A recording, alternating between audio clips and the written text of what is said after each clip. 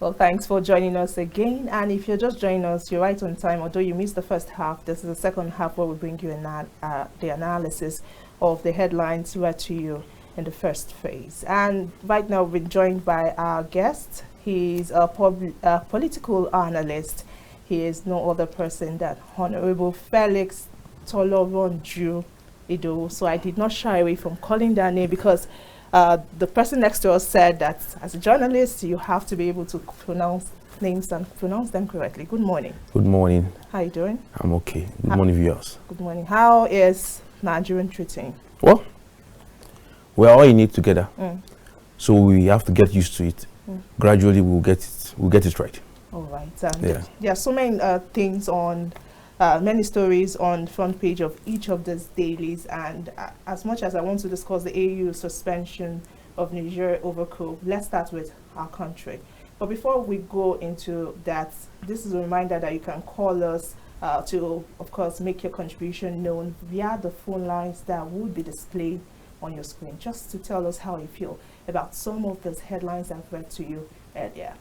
And let's begin with Wike, the ministerial the newly sworn-in Minister of the FCT. He said, although he was on the news for various reasons yesterday, but newly he said that seek redeployment if you cannot deliver.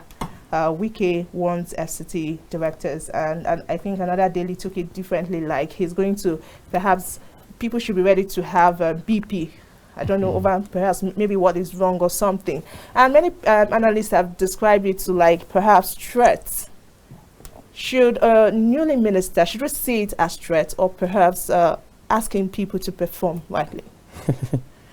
Well, I don't know how Nigeria will see it, but basically for me, the Honorable Minister, His Excellency Barrister Nyesom Wike, knows the reason why he made that statement. If you're coming into a system as new as that of FCT, the statement he made is correct. The only way to get it right is to pull out those directors that have stayed there for too long, because if not, so they won't allow him to work. Pulling out? They have to. Must be a reshufflement. To get the system right, there must be a reshufflement. The old people in the system must be out of the place in order to get it right. If not so, they won't allow you to work properly. But wouldn't that be considered as hypocrisy? Because I believe during Tinubu's campaign, he said something about bringing in new faces and the rest. And we have Wike, who is the former governor of Rivers State, coming into play as FCT minister. Then you're saying reshuffling of the cabinet so that the FCT can work. Is that not hypocrisy? No, it's not. Don't get it wrong. First of all, you must identify the fact that they have passed a circular retiring about 520-something directors who have stayed for more than 8 years. So if the minister that is coming to FCT is speaking and is saying that there must be, if you are not ready to work, you have to leave the system, it's proper. Because if you don't make that statement, the people who are coming to lead will not be on their toe to work. They will frustrate you. I have been in the system, in FCT, I have studied so many things about FCT. In order to get it right, you must stand your ground as a minister. So Wike is not just a technocrat, he's a politician who understands how to govern or how to lead the people. So in order for them to be on their toe, for those who are ready, who are willing to serve, to make FCT a new state that it ought to have been from before now, they have to play along with him. If you are not ready to play along with the minister, then you give way. If I were him, I would deploy all the directors out of the system. I will bring new faces. Those ones who are coming with fresh idea. The old ones are already there. They are already promoting. The system is dead. What have you seen for the past 8 years in FCT?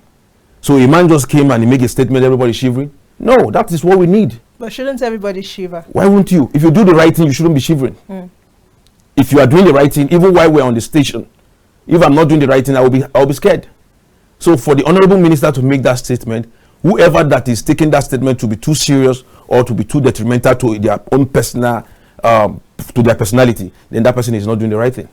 Okay, aside from that, like I said, Wahala don't come, I will increase your BP. And yesterday we saw him making so many remarks during the media rally. He said something about demolition, and trying to bring the Abuja master plan into existence as though it was not there before. Oh, okay, is that not starting on a wrong track? Because some other things could be prioritized, like the health facility in Abuja here, schools, revitalization and the likes. Don't think demolition and other things is the wrong way to start. No, it's never a wrong way to start. He said there will be demolition.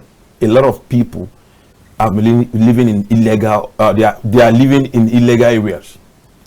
For example, let me cite an example. Go to Katampe. Katampe is already allocated to owners of land, occupants.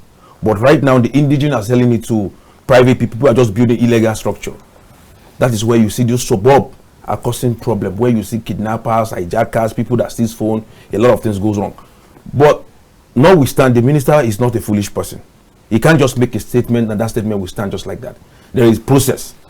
The Wike that I used to know, that I know, that is in FCT presently, we want to put a very, very creative measure to take care of the people that are living within those suburb area. If you are illegal occupant, definitely, if they demolish your house, that is your problem. The landlord is responsible. So every landlord that has built in illegal place should please begin to notify their tenants that the person that is the honorable minister of FCT right now is a no-nonsense person. And the FCT that we're talking about, so that it can be developed. For the past 8 years, what have you seen? Nothing. He has the blueprint. He has the blueprint. And before the president, Bola Ahmed Tinubu, had given him that particular position to head FCT, where the president is sitting, that means that it shows that the man has credibility to deliver. And everything about FCT should be kept in order. So you should be expecting that. So if me, I'm not living in the right place, it is now left for me, because of the statement, to begin to put myself together. Okay. And if they feel that the statement is carrying and is causing a lot of problem, it is best for all the landlords within the system now to put themselves together, form a proper, what will I put it? How will I put it this way? They need to form a proper committee, go to the honorable minister, reach out to him. We have a problem because of the people living within the system. Okay, let me hold your thoughts there. We have this caller in the house. Good morning and thanks for calling us. Can we know your name and of course where you're calling us from?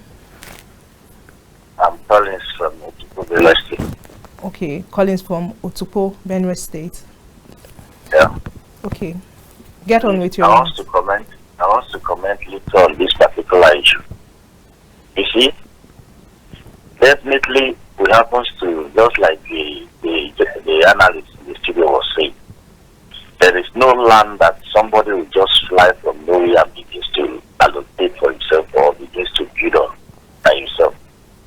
And with all these things happening, at least there was formerly a minister of FCT before Wike came. That minister would have done the right thing. Why I'm saying this is this: if you go to the building material now, I don't know whether we don't even produce anything again. You can't buy the cement, you can't buy the rod, neither the nails, not anything. All are very expensive. That is why the signal he was giving, definitely so many people would die. Although I'm not living in Abuja, but I know if they take this drastic action, it's good that they put everything in place anyway. But doing it, there must be a particular price. If the government is doing the right thing, there must be a particular price, for especially the tenants. Like the last time Aeropai was there, so many tenants, they destroy their property. The time factor they give to some people is not even up to 3 days, which I happens to know. I decided they just brought bulldozers and begins to bulldoze everything. So what am I saying next? If happens that such a thing happens, now the owner of that house will not be able to go and get his money from the landowner that sold that land to him, because can't jump from anywhere and begins to build in a place that is not yours. And definitely the federal government are taking drastic action because the house might not be in a good position or might be a drainage area, something of that nature, that is causing erosion and also. So if they are doing this thing, that will at least people will be appreciating. They have to try, in as much as this thing is destroyed, let there be a particular compensation that at least even the government will be happy that they have done a good job. Then the person in question, no matter how lost he might find himself, at least a little thing might be equal to him that makes him to be happy. That is how all these things are supposed to be. If he just went in and begins to bring houses here and there, But things are not easy in a year now. So at least let's just do it calmly. All right. I know he's a rugged man anyway, but at least let's take a very wise step that will make people to be happy. Thank you very much for your thoughts. Okay, let's still take this caller. Good morning. Your name and where you're calling us from?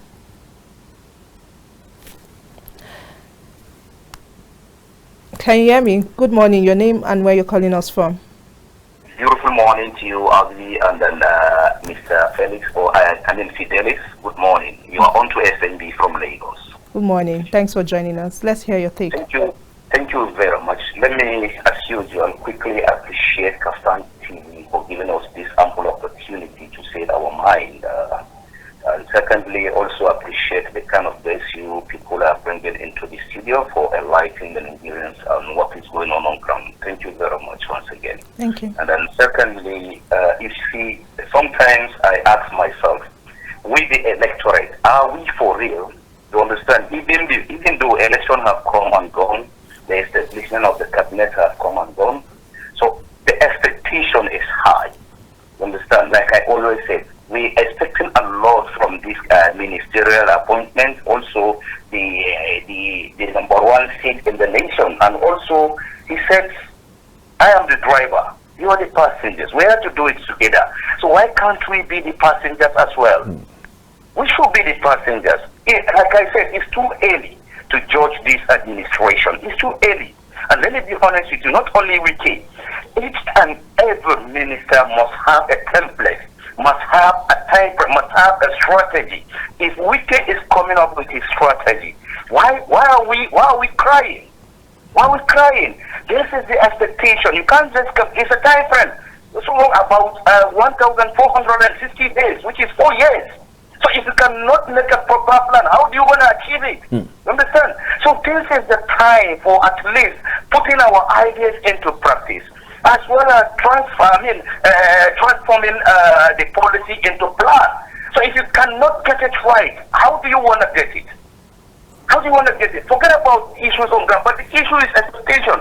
We are hungry, of course, but not only hungry in hunger, we are hungry in getting results. Nigeria are hunger. We want to get the results. We want to get it. I always said, United Arab Emirates, 1971, it was not what it is today. But what makes it into what it is today?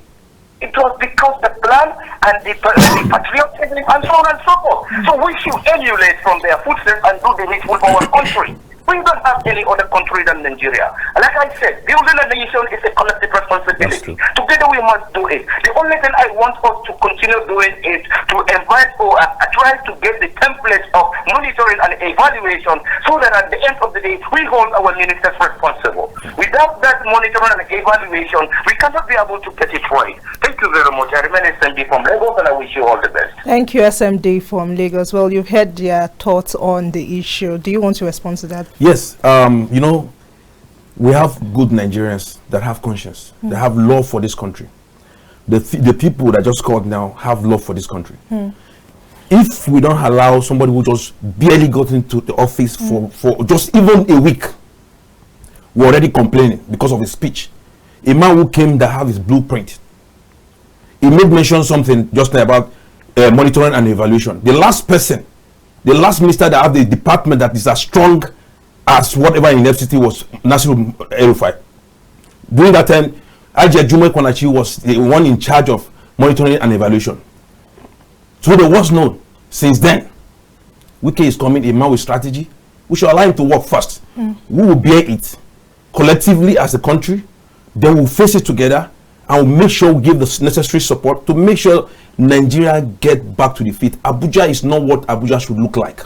Okay, don't you think Nigerians getting to bear the brunt or having to just keep down and just take everything the leaders or executives bring to plate is an issue? Because you said Wike was just sworn into office. Now we saw the National Assembly not quite long. It seems like they're kind of detached from the reality, where they were sharing prayers through Gmails. And there's a story here: federal government states, local government shares 110 billion naira July allocation. They seem to be like the executive arm of government, and the leader seems to be detached from the reality. And Nigerians, the citizens, are always meant to bear the brunt. They are always said to be they are supposed to be patient while we see things fall into place. We should give them time, and there's usually no results. We don't see results. So do you think Nigerians are overreacting? Nigerians are overreacting at this very point in time. When you are saying we are not seeing results, in what area or what aspect of result are you expecting? In what areas do you see results? A government that is barely a government that is barely 6 months. That is barely 6 months. We are all making noise, complaining, want to get results. It's not magic. President Bola Ahmed Tinubu just barely came. There was a problem before he arrived, and he came and there was a problem. It is better for us. That is why we have some civil society organization, private sectors who would have helped in sensitizing the people, making sure that the people get to understand the fact of what is on the table. But it's just that some of us, being the citizens of this country, we're in the desperation because we don't have the proper information to guide us, to enable us to relax our mind and give the necessary support to the government. So it is only when we that are involved get to the right information, that is where we relax our mind. The few ones that are speaking are the ones who have the information. The ones who are complaining does not have information. Okay. So I only urge them to liaise with people who have information. Let me hold your thoughts. Good morning and thanks for joining us. What's your name and where you're calling us from? I'm still calling.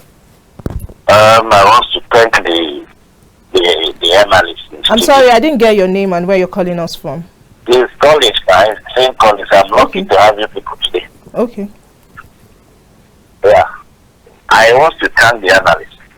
You see, if there is anybody blaming Tinubu for now, there is not a serious person. If it happens to know now, there is no regime that we have got it right with our ministerial nominees, just like this thing. Then the other caller, the phone call after I made the first call, it was like saying something. Look, you see, the problem we are facing, that everybody we are so anxious to see the result is this. Truly, if you go to the United Arab Emirates now, most of all the companies and everything, the hotels and everything they have, they are Nigerian too. Tell me why. It's all owned by our politicians. And it's actually what was happening before Niger took over power. You see, if you happen to see your brother something and look, if you look at the way all these politicians, their children, the way they are messing up things in our place, in every other areas, you don't take it lightly with them. When you voted them in, you can see one of your that is not even up to your mate, not up to 17, try crushing a car of 35 million and common for 500,000 you cannot buy.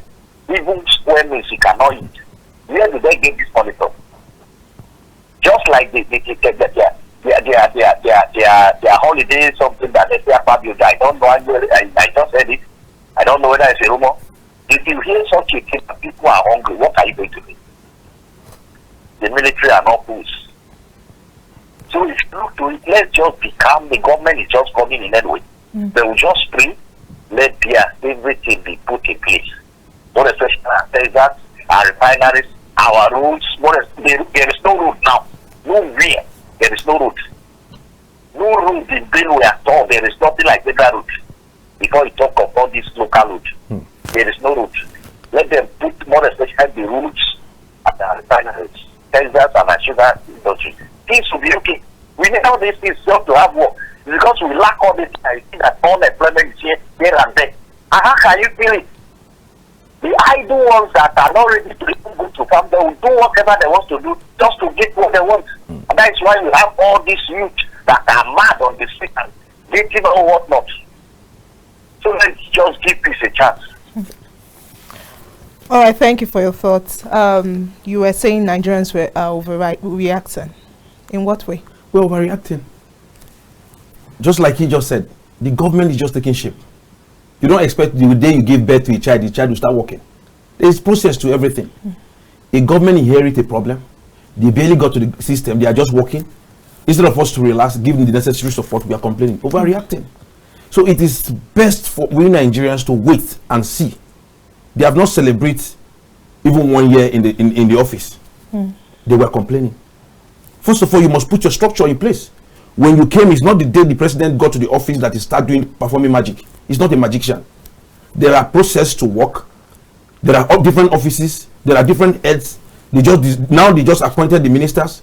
Boards, head of boards are coming on board. So how would they work? Are they magician? Even the minister will not function without the boards. So why don't we wait? Nigeria belongs to all of us. It is our collective responsibility to give the necessary support for us to achieve what we are expecting. So let's be patient. There are civil society organizations in Nigeria. Let Nigeria hold them responsible for whatever. Not that Nigeria will be criticizing Nigeria. We shouldn't be criticizing ourselves. There are structure, there are rules, there are places where you can reach out your where you can place your complaint. So that is why the civil society organizations are the voice of the people. But it's just that some have deviated from the original plan. They do it because they want to make money. That is their business, by the way. But there are some ones that are on ground for the citizen of Nigeria. So let's be patient. So you're optimistic I'm that optimistic. these ministers, they will work. They will perform. Yes, they will perform. All right. Anger estate warehouse rice delay palliative sharing. Borno distributes rice to 400,000 household. Workers lament hunger, demand relief.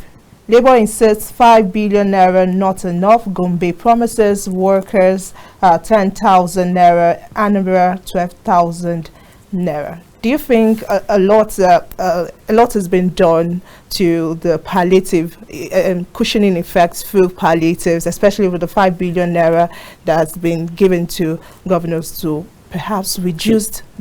To be honest with you, that measure is not proper to me because I don't see it to reach the right people.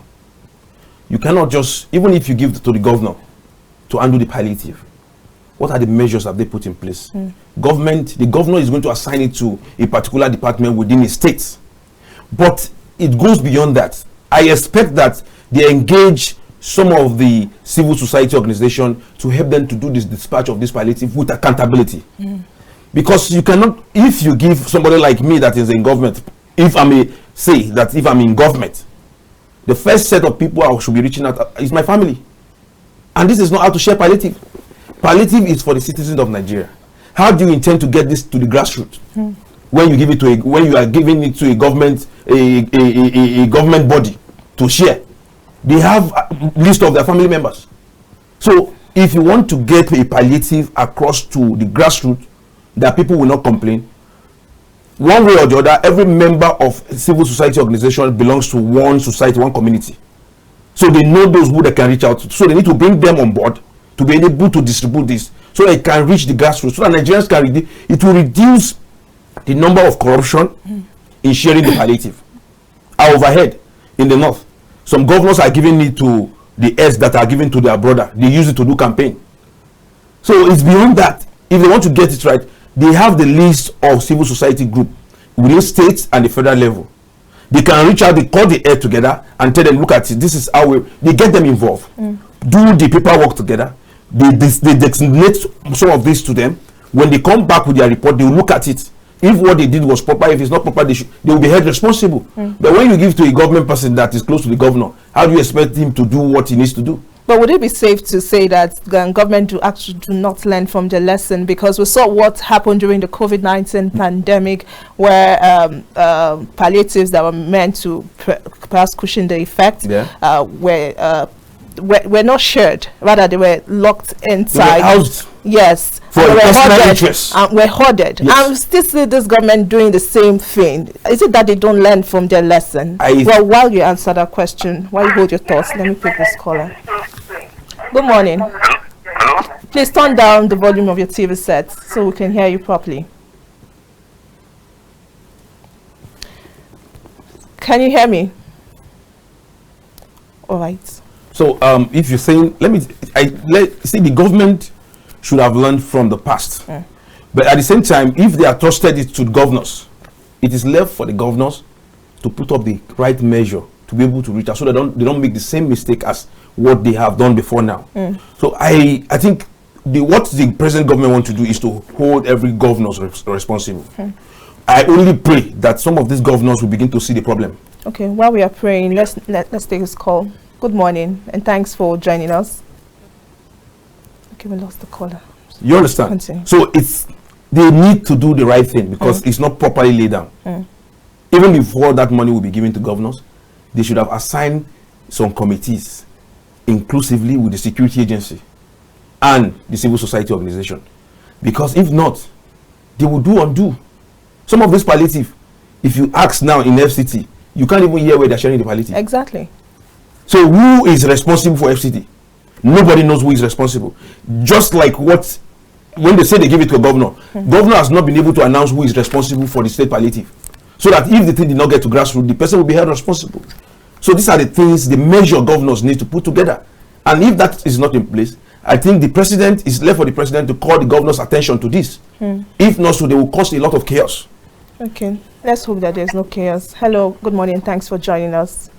Good morning. Yes, your name? This is KAFTAN Television. Definitely. Your name and where you're calling us from? My name is Paul. I'm calling from my born state. Okay, good to have you join us. Let's hear your take. Please, I want to, if I may ask, it may sound rhetoric, but they call it palliative. Palliative, what it is, they created a problem to enable them to give Nigerians palliative. That is another corruption name. That's an allegation, sir. On a very serious note, I don't know why.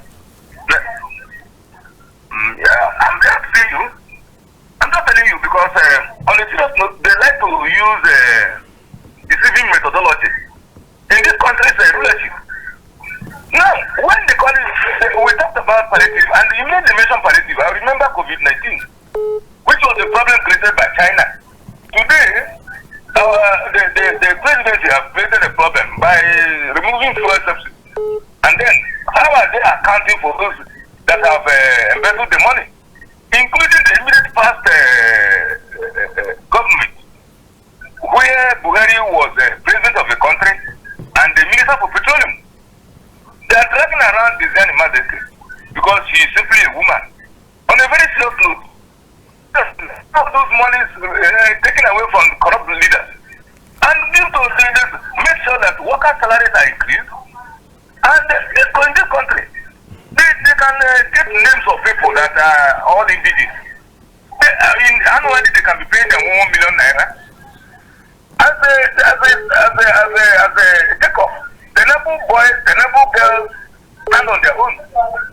Then our system of education should be changed. When if they want to change our system of education, we're going to roll out reliable jobless people. On a very serious note. All right, thank you. What's happening? Thank you for your take. They can do better. They cannot use governors. Governors are corrupt. They can set up a committee to do that. And let them question the committee after the whole thing. All right, let's take this other caller. Good morning, thanks for joining us. Where are you calling us from? Hello, good morning. Good morning. Where are you calling us from and your name? Okay, I'm calling from Akure. Okay, let's hear your take.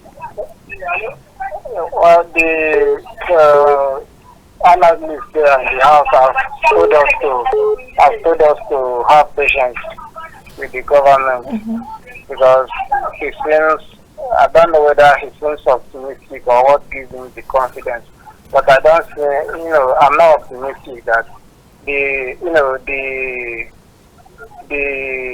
percentage of this government succeeding is not as if I'm not patriotic, but sometimes we have to tell the truth as it is. Even by the names of ministers that were assembled, we should not expect any magic. There is nothing, the ratio or the percentage of them performing to expectation is very low, to 20% or 15%, if I may put it. In fact, if they perform, then it will be the highest miracle since 2015. So I don't see a president who has told us that being a president is his lifelong ambition. He became a president. It took you all this while to assemble the cabinet. You take some critical steps, that is backfiring in all cylinders, and you are making return. You are making trial and error up to now. And somebody will wake up and tell us to be patient. I don't think Nigeria we are not ready to be patient. That's how they scam us during Buhari 8 years of, that's very scandalous. So we are not ready to be patient for anybody. If they are not ready for the job, they should resign. So no more time to have patience again. All right, thank you for your take. All right, we saw the allegation made by the first caller before this caller that they tend to create problems so as to get palliative measures, perhaps to loot. Yeah. And this caller says now that Nigerians ought not to be patient. Nobody should be patient. They should either walk or resign. Everybody has his own opinion to what they want to say concerning Nigeria. But if you know that you are a true Nigerian and you have behaved to this level, a government that they barely came to the power. But we saw the same Buhari. We changed mantra. Mind you, during Buhari regime, Buhari did not appoint minister for 6 to 7 months. Yes, that's a known fact. The crisis we find ourselves today is as a result of fuel subsidy, right? Fuel subsidy is more or less like a virus to Nigeria. So it's a collective effort. Everybody ran back home during the COVID because everybody wants a safety measure. Even when you have not eaten, you are in your house because you just need to be safe. So why didn't we do the same thing? Give the necessary support. While we are patient, we begin to see within our own personal lifestyle, what can we do to assist the government? What can we do to assist the government? Yeah. Hello. Good morning. Well, we lost that caller. Earlier you were speaking, before we get into Niger, earlier you were speaking on how we can hold the government accountable, because it seems to be something that repeats itself often and often. Yeah. So tell us how we can hold the government accountable. First of all, we should be reasonable enough to ourselves. In every of our day-to-day activities, we are responsible to one person or the other. So we need to do what they call self-evaluation in the place of work, in your personal life, or your mosque or church. So you ask yourself, what are you doing as a person, as individual, that is not right? You first of all correct that. If it's by just we asking ourselves, we will not do right. See, your voice. We should have organizations in place that would checkmate. These are government officials for crying out loud. We have problem as a citizen. They are not individual citizens. We have problem as a citizen. Yeah, they should be accountable. 95% of Nigeria are dealing with cell phones. They're on internet. What you tweet out there can either add to value to Nigeria or reduce us from nothing. So it's a collective effort. We can discuss this thing, put all the necessary measure to enable government to get it right, not to criticize the government at this very point in time, because the government is barely taking shape. It's just constructive criticism. You are talking about Nigeria. How many people in Nigeria now is discussing how they are living, or they want their safety first? Let's not go to Nigeria yet. Good morning. Thanks for joining us on the show.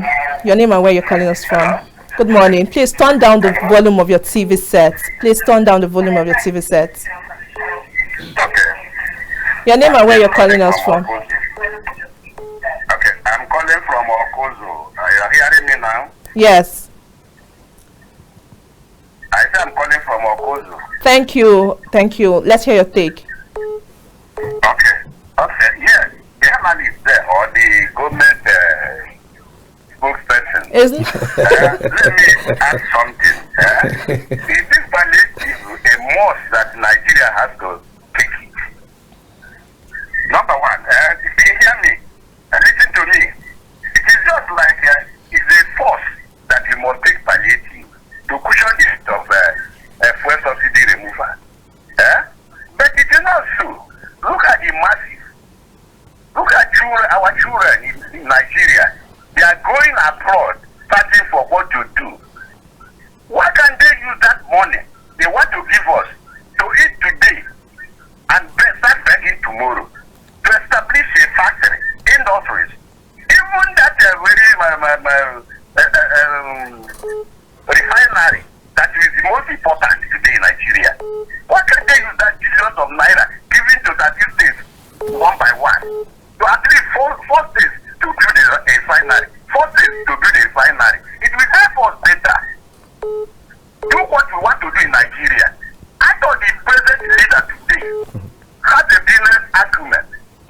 the one they say, he made Lagos, he did this, he did that. Is that the end of the whole thing? When we borrow money, we share the money, we go back and borrow again. We're not borrowing for production, but for consumption. If we get palliative today, this month, are we going to get it next month? Is there need to give a salary to us? Let me understand.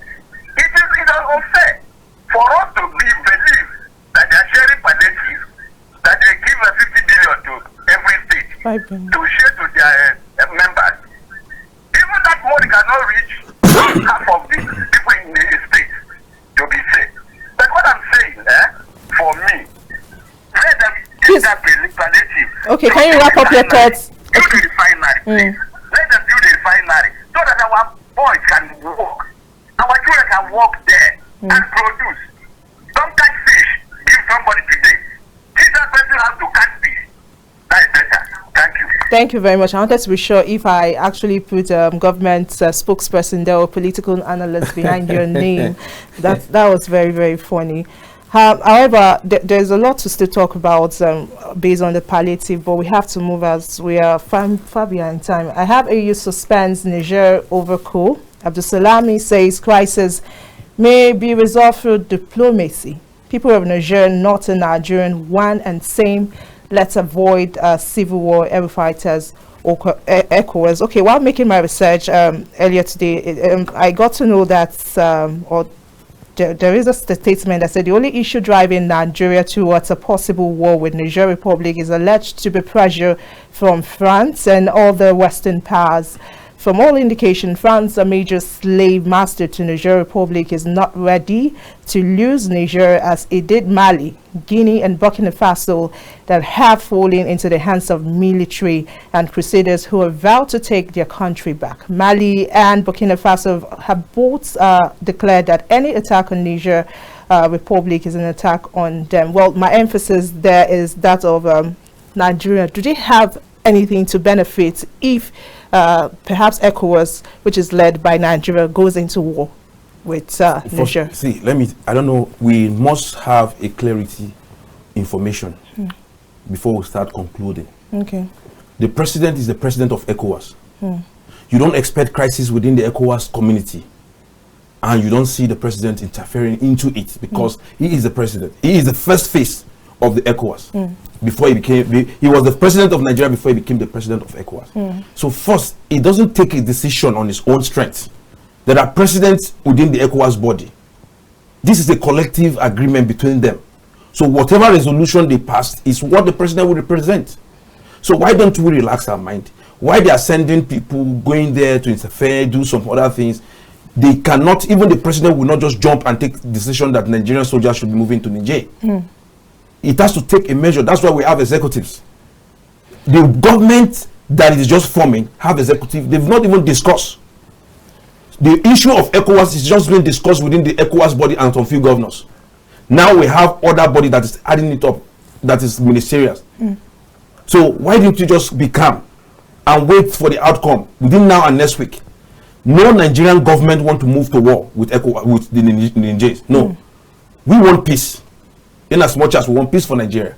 So the body that is pioneering ECOWAS, our president is the leader of, is the president of ECOWAS. He cannot take a decision on his own strength. But is it not okay to say we should leave Niger to handle their own problems? We cannot leave Niger to handle their problems. We interfere in South African problem for them to get their independence, for them to gain their freedom.